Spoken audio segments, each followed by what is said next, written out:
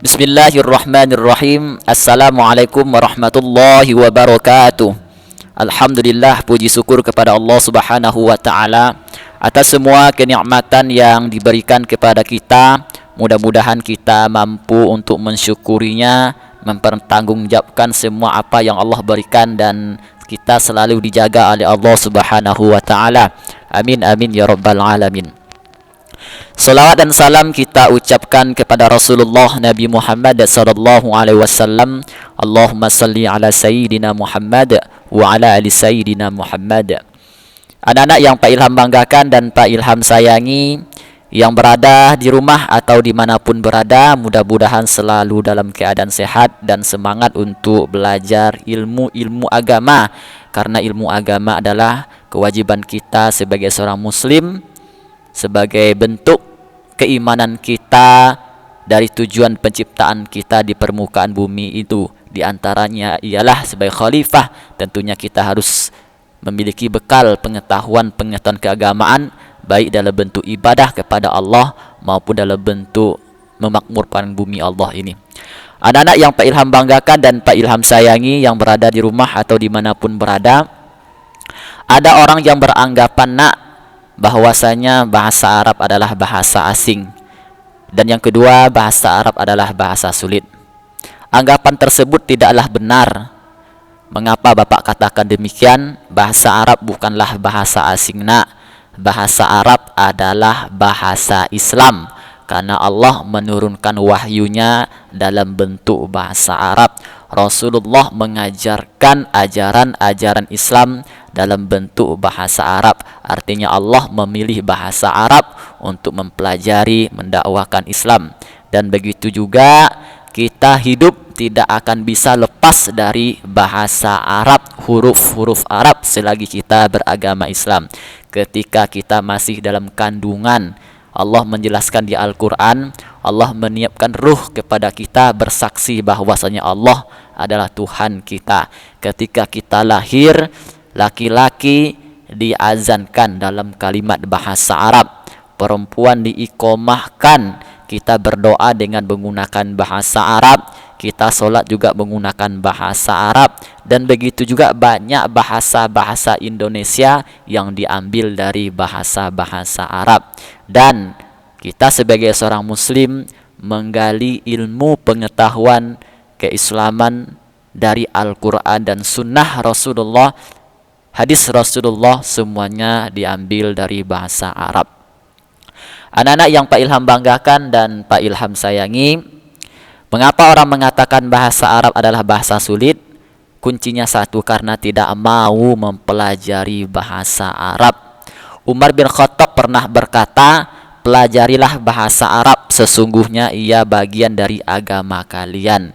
Mengapa demikian? Karena Al-Quran dan hadis semuanya adalah dalam berbahasa Arab. Kita berdoa, beribadah kepada Allah juga menggunakan bahasa Arab. Ada beberapa keutamaan dengan kita mempelajari bahasa Arab. Di antaranya ialah kita lebih mudah memahami, menghafal Al-Quran dan bermunajat kepada Allah Subhanahu wa taala. Yang kedua, kita lebih mudah memahami dan menghafal hadis-hadis Rasulullah Nabi Muhammad sallallahu alaihi wasallam, baik Al-Quran sebagai sumber hukum yang pertama maupun hadis sebagai sumber hukum yang kedua. Dan yang ketiga, lebih mudah memahami dan menghafalkan doa-doa serta menjiwai makna doa tersebut kepada Allah Subhanahu wa taala. Seperti kita laksanakan solat, ketika kita berdoa meminta kepada Allah, kalau kita mengetahui makna maksud dari apa yang kita baca, tentunya rasanya dekat kepada Allah Subhanahu wa taala. Jiwa lebih dekat kepada Allah Subhanahu wa taala. Nomor 4, lebih mudah memahami ilmu agama, karena sebagai apa yang telah Bapak sampaikan tadi, banyak kaidah atau pelajaran penggalian ilmu agama dibangun di atas ilmu nahwu dan bahasa Arab. Yang kelima, lebih khusyuk solat dan membaca Al-Quran serta merasakan kenikmatan dalam beribadah, dan masih banyak keutamaan-keutamaan yang lain. Kita lihat di negara kita, memang negara kita bukan negara Islam, Tentunya kita sebagai seorang muslim harus mempelajari bahasa Arab. Memang telah banyak kita temukan sekolah-sekolah yang mengunggulkan bahasa Inggris. Tentunya sangat sedikit kita temukan sekolah-sekolah yang mengunggulkan bahasa Arab. Bahkan ada juga sekolah unggul, sekolah Islam, namun lebih memelihatkan ke dalam bahasa Inggrisnya nak. Tentunya kita hal ini juga menjadi PR bagi kita, bagaimana bisa sekolah atau suatu lembaga lebih mengunggulkan dalam segi bahasa Arab. Tentunya tidak juga meninggalkan bahasa yang lain. Anak-anak yang Pak Ilham banggakan dan Pak Ilham sayangi, maka untuk memulai pelajaran bahasa Arab diharapkan kepada anak Pak Ilham dapat membuka buku bahasa Arab sesuai dengan mata pelajaran yang akan disampaikan nantinya. Di sini kita akan belajar bahasa Arab. Hayya nata'allamul Arabiyyah. Mari kita mempelajari bahasa Arab. Al-Lughatul Arabiyyah, bahasa Arab sesuai dengan pelajaran kita masing-masing di kelasnya. Dalam pertemuan ini Bapak akan menjelaskan sedikit tentang materi apa yang harus kita kuasai dalam 1 tahun, terutama dalam 1 semester untuk menjelang ujian semester 1. Di sini telah Bapak tampilkan bahwa dalam daftar isi ada raqmud darsi. Nah, ini raqmud ini artinya adalah nomor, ad-darsi artinya adalah pelajaran. Jadi maksudnya adalah nomor pelajaran. Al-maudu' ini artinya tema atau pokok bahasan. Yang ketiga as-sabhah. As-sabhah ini artinya halaman. Jadi maksudnya ialah nomor pelajaran ada ad-darsul awal. Awal ini tentunya kita sering sebut di dalam bahasa kita sehari-hari. Yang pertama, yang awal. Artinya pelajaran yang pertama. Boleh juga dengan sebut dengan pelajaran ke-1. Sedangkan di al-maudu' di tema pertama kita membahas tentang al-waqtu fi hayati thalib yang terdapat pada halaman 1. Nah, itu maksudnya. Pelajaran yang kedua ad-darsus tsani. Pelajaran yang kedua tentang ilal madrasah, tentang sekolah. Halaman 11. Ad-darsus tsalisu. Pelajaran yang ketiga tentang al-jadwalu lid-darasi pada halaman 19. Jadi di sini maksudnya adalah tentang nomor pelajaran atau bab juga bisa kita sebutkan. Pelajaran pertama, pelajaran kedua, pelajaran ketiga. Al-maudu' tentang tema atau pokok bahasan. As-sabhah adalah tentang halaman yang terdapat pada halaman buku yang kita pelajari sebagai sumber pelajaran kita. Maka ketiga bab inilah, ketiga pokok bahasan inilah yang harus kita kuasai untuk menjelang ujian semester 1. Anak-anak yang Pak Ilham banggakan dan Pak Ilham sayangi, langsung ke pembelajaran kita. Pada ad-darsul awal atau pelajaran pertama awal ke-1, kita akan membahas sesuai dengan judul tadi, al-waqtu fi hayati thalib. Nah, di sini pasti timbul pertanyaan. Bagaimana kita bisa mengetahui maksud dari bahasa tersebut? Tentunya yang paling utama kita harus banyak menguasai kosakata. Sama dengan bahasa-bahasa yang lain. Apabila kita ingin mengetahui maksudnya, ingin bisa berbicara, tentunya kita harus bisa menghafal, menguasai kosakata. Al-waktu adalah artinya sama dengan waktu. Nah, sama waktu atau jadwal bisa juga. Fi ini adalah di sebuah. Hayati ini bisa juga kita artikan dengan kehidupan hidup. At-talibi ini disebut dengan siswa atau murid juga bisa. Maka apabila digabungkan al-waktu fi hayati talib artinya adalah waktu dalam kehidupan siswa. Nah, karena seorang siswa pasti ada waktu-waktu yang kita pelajari. Ada standar kompetensi dan kompetensi dasar. Standar kompetensinya ialah berkomunikasi menggunakan minimal 30 kosakata baru dalam struktur kalimat sederhana yang dihafal untuk memahami bacaan, menulis dan bercakap tentang topik yang kita bahas tadi, yaitu tentang al-waqtu fi hayati thalib. Nah, di sini dapat kita pahami nak, untuk bisa memahami bacaan, menulis dan bercakap tentang topik yang kita bahas, tentunya kita harus menguasai minimal 30 kosakata. Artinya kita harus tahu kosakata dulu. Baru kita bisa untuk bagaimana cara membaca, menulis, dan bercakap dalam topik al-waqtu fi hayatit thalibi. Tentang kompetensi dasar ialah satu, membaca kata, frasa, dan kalimat sederhana tentang al-waqtu fi hayatit thalib, serta menghubungkannya dengan gambar atau kata, frasa, dan kalimat sederhana lainnya. Yang kedua, menulis kata, frasa, dan kalimat sederhana tentang al-waqtu fi hayatit thalib, serta menghubungkannya dengan gambar atau kata, frasa, dan kalimat sederhana lainnya. Yang ketiga, bercakap tentang topik-topik mengenal perkenalan dengan menggunakan bentuk tasrif sederhana dan tata kalimat yang sesuai dengan tingkat kemampuan mereka. Jadi yang ketiga ini kita sudah masuk ke tata bahasa dalam bahasa Arab. Anak-anak yang Pak Ilham banggakan dan Pak Ilham sayangi, sesuai dengan judul ini adalah tentunya kita mempelajari tentang waktu-waktu dalam kehidupan kita sebagai seorang siswa. Kita next. Nah, sesuai dengan apa yang Pak Ilham sampaikan tadi atau tugas-tugas sebelum mempelajari bahasa Arab, Bapak telah perintahkan tolong dikuasai kosakata dulu. Karena kosakata inilah yang akan banyak muncul dalam percakapan nantinya tentang al-waqtu fi hayatit thalib. Kita coba baca sama-sama tentang makna al-mufradat, artinya arti dari kosakata. Makna ini artinya, maksudnya al-mufradat kosakata. Yang pertama al-munabbihu. Kurang jelas layarnya, tapi insyaallah bisa kita baca yang terdapat pada halaman 8, yang artinya adalah alarm. Al-ibta'id, jauhilah. Hafiz, jagalah. Itulah kita dengar nama orang hafiz, menjaga, atau hafiz Quran, menjaga Al-Quran. Itu. Jadi kita nemukan bahasa Indonesia itu diambil dari bahasa Arab.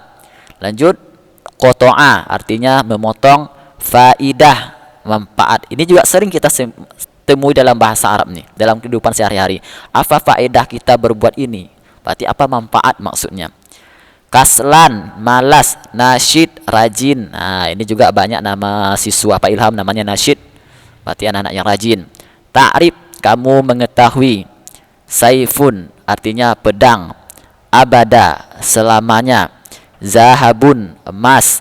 Ya'udu, itu ya'ud, kembali. An-naumu, tidur. Seperti di kalimat azan solat subuh, as-salatu khairum minan naum. Itu maksudnya tidur. Solat itu lebih baik daripada tidur. Itu kan contohnya dalam kalimat kita sehari-hari. Tuwazzi'u, membagi. Lilla'ibi, untuk bermain. Janibahu, di sampingnya. Al-lailu, malam. Ini juga sering kita temukan seperti Lailatul Qadar, malam Lailatul Qadar. Lailah artinya malam. Yuzakiru, dia mengulangi. Mujtahidun, sungguh-sungguh. Kai, supaya. La a'rifu, ini ada dua kosakata. La artinya tidak, a'rifu artinya mengetahui, artinya tidak mengetahui. Awqatu, waktu-waktu, sama dengan waktu ya. Al-amalu, pekerjaan. Yada'u, dia meletakkan. Yastami'u, dia mendengarkan. Jadi bahasa Arab ini kaya dengan tata bahasa dan kaya pula maknanya. Disitulah para ulama menggali tentang apa maksud dari ayat-ayat tersebut, karena dengan banyak pengetahuan, banyak wawasan, dan banyak ilmu tentunya kita lebih mudah untuk memahami suatu teks, ayat maupun hadis Nabi Muhammad SAW. Jadi ini wajib dihafal untuk bisa melanjutkan ke pelajaran selanjutnya. Kita next. Kita masuk ke halaman 2. Terdapat al-hiwar. Itu. Halaman 2 al-hiwar. Al-hiwar ini artinya percakapan atau dialog. Yang pertama dengarkanlah percakapan ini, kemudian ikuti. Kedua, peragakanlah percakapan ini di depan kelas. Berhubungan kita pelajaran secara online, maka diharapkan anak Pak Ilham buka bukunya halaman 2 dan halaman 3. Tolong disimak apa yang akan Bapak sampaikan. Dan disediakan pensil. Nanti ditulis kosakata yang tidak mengetahui apa artinya. Kita akan coba mengartikan sesuai dengan bahasa bebas kita. Baik, setelah anak-anak Pak Il sudah menyediakan pensil, atau buku pelajaran bahasa Arab, tolong disimak, akan Bapak bacakan dengan pelan-pelan. Di sini ada al-hiwar, dialog antara ustadz dan tolib. Ustadz ini adalah seorang guru laki-laki. Kalau guru perempuan disebutnya ustazah. Tolib ini seperti apa yang sesuai dengan judul tadi, tolib artinya siswa, murid di sebuah sekolah, di sebuah madrasah. Jadi madrasah itu artinya sekolah. Jadi percakapan antara ustadz dan tolib. Ini ustadznya anggapnya sini adalah Pak Ilham. Ini tolib. Pak Ilham sebagai ustadznya, kalian sebagai siswanya. Tentunya Pak Ilham sebagai seorang laki-laki disebut ustadz. Kalau Pak Ilham perempuan, ustazah nantinya. Baik, yang pertama ustadz. Ustadz bertanya kepada tolib. Ditanya, hal ta'rifu faidatas sa'ah? Hal ta'rifu faidatas sa'ah? Untuk mengetahui arti ini tentunya kita harus mengetahui perkata, kosakatanya. Apa maksud dari kalimat ustadz ini? Coba kita pahami dalam perkata. Hal artinya apakah, adakah, atau adakah kamu. Tolong dicatat. Hal, adakah kamu, apakah kamu. Ta'rifu, apa arti ta'rifu? Coba ingat kosakata tadi, masih ingat enggak? Ta'rifu, itu loh Bapak suruh tadi hafal kosakatanya. Coba kita kembali, kita lihat apa arti ta'rifu tadinya. Ta'rifu, kita cari, ada nggak sini kata ta'rifu? Ta'rifu, kita cari mana? Ya'udu an-naumi lil bari. Ta'ani, mengetahui, kamu mengetahui. Jadi artinya ta'rifu itu adalah kamu mengetahui. Faidah, apa arti faidah? Sebagaimana Pak sampaikan tadi, faidah artinya adalah faidah, manfaat. Coba kita kembali yang tadi. Mana faidah, kita cari mana arti faidah, manfaat, itu kan. Kita kembali lagi. As-sa'ah, as-sa'ah itu artinya jam atau waktu. Jadi ustadz ini bertanya sama tolib, hal ta'rifu faidatas sa'ah? Hal artinya tadi adalah apakah kamu, ta'rifu artinya adalah kamu mengetahui faidah, manfaat as-sa'ah, waktu atau jam. Jadi kalau kita buat dalam satu kalimat, maksudnya apakah kamu mengetahui manfaat waktu? Memang as-sa'ah itu ada di jam, namun jam ini nggak cocok disebutkan dalam kalimat tersebut. Lebih cocoknya adalah waktu. Karena waktu itu lebih identik dengan waktu-waktu yang akan manfaat dalam kehidupan sehari-hari. Tolib menjawab, ini tolib. Apa jawaban tolib? La. Apa arti la? Tidak. A'rifu artinya mengetahui. Ya ustadz, wahai guruku, wahai ustadz. Ma artinya apa? Apakah? Apa faidatuha? Sama dengan faidah. Apa manfaatnya? Jadi tolib menjawab, la a'rifu, tidak tahu, saya tidak tahu. Wahai ustadz, ya ustadz, wahai ustadz. Ma apa faidatuha, apakah manfaatnya? Itu maksudnya. Yang ketiga, ustadz menjawab lagi, karena kita belajar al-hiwar, dialog, ustadz menjawab. Apa jawaban ustadz? Ta'rifu bis-sa'ati awqatas sholati. Apa artinya sampai di sini? Ta'rifu artinya kamu mengetahui bis-sa'ah. Apa arti sa'ah tadi? Jam atau waktu. Artinya kamu akan mengetahui waktu, bisa jam, auqota. Apa arti auqota? Nanti ada tuh seperti tadi, coba kita ulang. Auqota, apa arti auqota tadi? Ini dia, waktu-waktu. Kita kembali. Auqota sholah, jadi supaya kamu mengetahui jam atau waktu-waktu sholat. Itu faedah yang pertama, manfaat yang pertama. Yang kedua, alaika an wazi'a waqtaka. Yang kedua,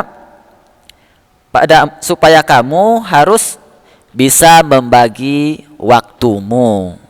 Karena tuwazzi' ini artinya membagi, waqtaka artinya waktumu.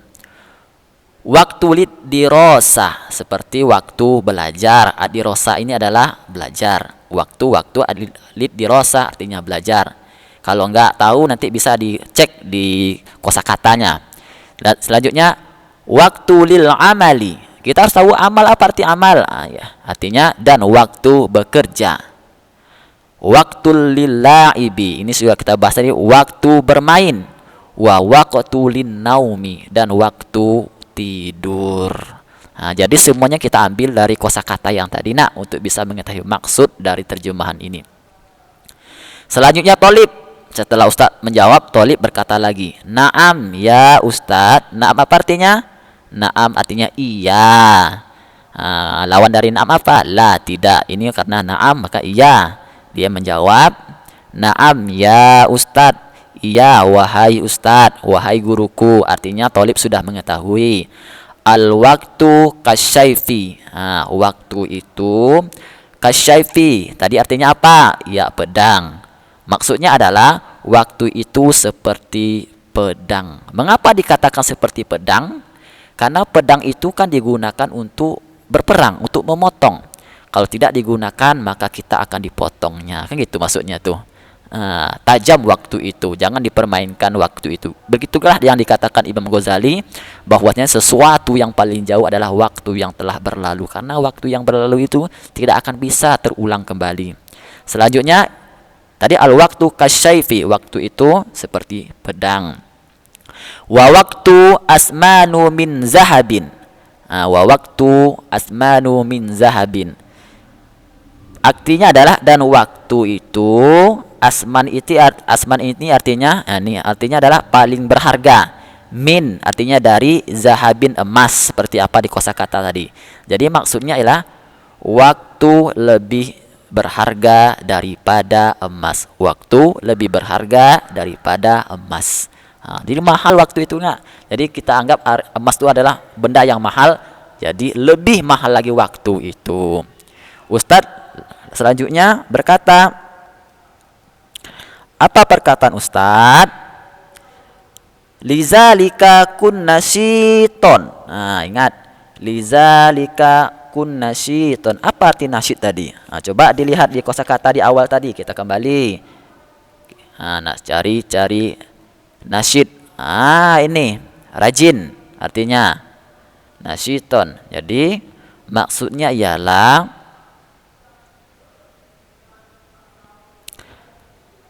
lizalika, kamu itu adalah akan menjadi seorang yang rajin. Kun, nasyid, anak yang rajin. Selanjutnya ibtadi' anik kasal, maka jauhilah anir kasali. Ini ibtadi artinya jagalah, bukan jauhilah. Sedangkan al-kasali artinya adalah kaslan artinya malas. Maka jauhilah perbuatan malas. Wa hafiz alal waktu. Wa hafiz apa arti wa? Wa artinya dan. Hafiz apa arti tadi? Menjaga. Alal waktu. Maka jagalah waktu dengan baik maksudnya. Lanjut yang terakhir, Thalib berkata, syukron ya ustazi. Terima kasih wahai ustadz. Terima kasih wahai guruku. Sa'af'alu insyaallah. Maksudnya dia mengetahui sa'af'alu ini akan mengerjakan sesuai dengan apa yang telah diajarkan oleh seorang guru tadi. Perintah dari seorang guru tentang waktu-waktu insyaallah. Ini kalimat-kalimat yang thayyibah yang kita ucapkan dalam kehidupan sehari-hari jika Allah menghendaki. Artinya dia insya Allah akan mengerjakan waktu dengan sebaik mungkin. Jadi anak-anak Pak Ilham, itulah cara kita memahami dalam suatu teks sesuai dengan bahasa bebas dari kosakata yang kita pelajari. Nah, sekarang kita ambil contoh di qiraah. Qiraah ini artinya membaca. Seperti Ahmadu talibu nasyidun. Ahmad adalah talib, siswa yang nasyid, siswa yang rajin, bagus. Wa mujtahidun wa qabla naumi. Dia bersungguh-sungguh. Wa qabla artinya sebelum. Itulah dikatakan ada salat qabla maghrib, qabla subuh, ya kan? Wa qabla naumi, dan sebelum tidur, yada'ul munabbiha. Yada'u artinya dia, sedangkan al munabbiha artinya adalah alarm. Artinya dia meletakkan alarm bijanibihi, di sampingnya. Jadi Ahmad itu sebelum tidur dia meletakkan alarm di sampingnya. Itu luar biasa. Untuk apa alarm itu? Kai ini artinya supaya. La artinya tidak. Iza ta'akharu, ya akhir ini artinya tentunya terlambat. Nah, maksudnya agar dia tidak terlambat minas sholah. Mina artinya adalah dari as-sholah sholah. Jadi Ahmad itu dia murid yang rajin dan bersungguh-sungguh. Sebelum dia tidur, dia meletakkan di sampingnya alarm agar dia tidak terlambat sholat. Masya Allah, luar biasa nak ya. Selanjutnya yazhabu ilal madrasah. Pergi, yazhabu, dia pergi ilal madrasah. Madrasah artinya sekolah. Mubakiron, mubakiron itu hanya dini. Dini ini bisa kita sebut dalam bahasa kita adalah cepat, pagi-pagi. Dia pergi ke sekolah pagi-pagi. Wa iza ini artinya dan jika hadoro. Hadoro ini sebut dengan hadir. Itulah kita sebut dengan muhadharah, hadir ustadz, guru, yastami'u, mendengar, ilaihi. Ilaihi ini mekanisme. Mekanisme ini sebut dengan sistem kerja. Jayidan, baik. Artinya ketika ada ustadz, dia menyimak, mendengar dengan baik. Itu maksudnya nak. Jadi untuk memahami kata ini harus mengetahui mufradat, cari mufradatnya. Hal ta'rifu faidatas sa'ah. Apakah kamu ta'rifu? Apa ta'rifu tadi? Apa ta'rifu? Coba ingat. Kita lihat lagi. Hal ta'rifu. Coba lihat. Apa arti ta'rifu tadinya? Mana? Mengetahui. Baik. Kita ulang. Hal ta'rifu faidatas sa'ah. Apakah kamu mengetahui manfaat jam, waktu? La a'rifu ya ustadz ma faidatuha. Saya tidak mengetahui. Saya tidak mengetahui ya Ustadz apa manfaatnya. Di sini Ustadz jelaskan satu persatu. Ada waktu sholat, bisa bagi waktu ada waktu belajar, waktu bekerja, waktu bermain, waktu tidur. Naam, iya ya Ustadz, saya ngerti maksudnya. Waktu itu ibarat pedang dan waktu itu lebih berharga daripada emas dan begitu selanjutnya. Sepertinya ini yang Bapak sampaikan, diharapkan anak Pak Ilham dapat memahami. Tolong dihafal kosakata agar bisa memahami maksud dari kalimat teks dalam berbahasa Arab. Cukup sekian yang Bapak sampaikan. Mudah-mudahan anak Pak Ilham menjadi anak soleh dan soleha dan suka dengan belajar bahasa Arab. Assalamualaikum warahmatullahi wabarakatuh.